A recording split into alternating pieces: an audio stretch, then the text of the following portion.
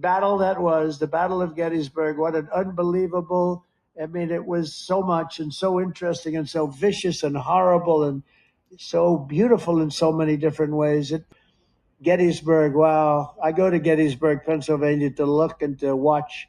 And the statement of Robert E. Lee, who's no longer in favor. Did you ever notice that? No longer in favor.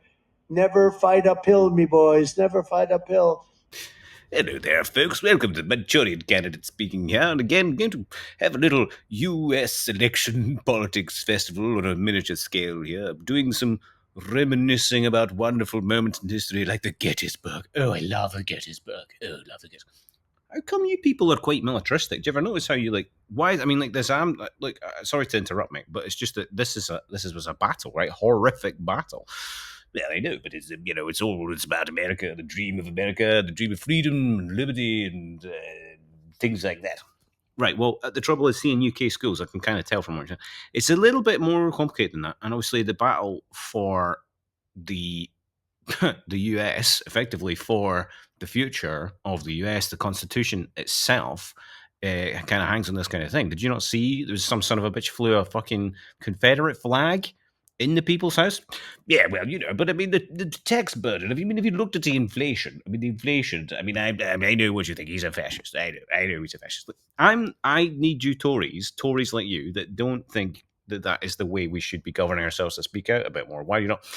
Well, they've got a lot of money. Is there a lot of, the money? Have you seen how much money? I mean, how are you going to pay for this, eh? How are you going to pay for all that, eh? How are you going to pay for it all? How are you going to pay for it all, eh? How are you going to pay for it all? How am I going to pay for what? This is just me doing a speech and a historic speech thing on an important day. It's kind of just a bit of fun, like, you know what I mean? But speech, you have to pay for speech. It's free. Yeah, but you have to pay for it. That doesn't make any sense, mate. This doesn't make any sense, dude. Sorry, okay? This is free. I'm not making any money off this. Nobody's going to make any money off this. Lincoln said this. I'm not saying this. I love Lincoln, mate. Lincoln's like, he's probably my favorite politician, because like me, he didn't really, he's kind of, had no schooling or whatever, but then he still kind of tried his best to have a punt at politics, and he, didn't make any wrong. I think he's an example to every kind of working class person in every democracy all over the world, in the way that he had no real schooling and then became who he is iconically, and we now are still trying to celebrate the achievements of those who fought the South and put the Yankees on the top of the U.S.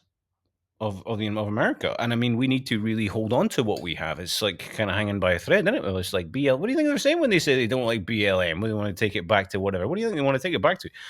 Well, I mean, it wouldn't be that bad. I mean, it would be like, I mean, is it really that racist? I mean, is it really that bad? I mean, but the tax, how are you going to pay for it? How are you going to pay for it? How are you going to pay for it? Right, I'm just going to ignore you now. Are we going to fuck off? Thanks for listening, guys. This is the Gettysburg Address, just for a bit of fun. Something that hits me, again, right in the gut, because it's about the future of all of us, what kind of people we are, what kind of people we want to be. It's awesome. Enjoy. Thanks very much. Bye. 7 ago, our fathers brought forth on this continent a new nation, conceived in liberty and dedicated to the proposition that all men are created equal.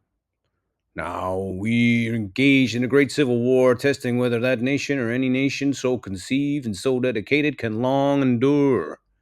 We are met on a great battlefield of that war.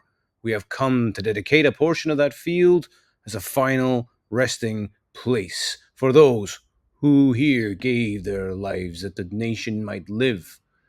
It is altogether fitting and proper that we should do this, but in a larger sense we cannot dedicate, we cannot consecrate, we cannot hallow this ground.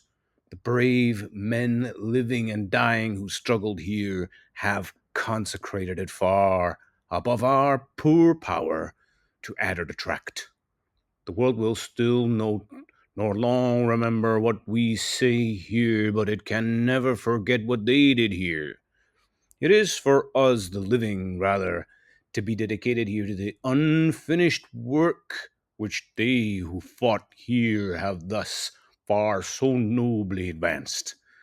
It is rather for us to be here dedicated to the great task remaining before us, that from these honored dead we take increased devotion to that cause, for which they gave the last full measure of devotion, that we here highly resolve that these dead shall not have died in vain, that this nation under God shall have a new birth of freedom, and that government of the people, by the people, for the people, shall not perish from the earth.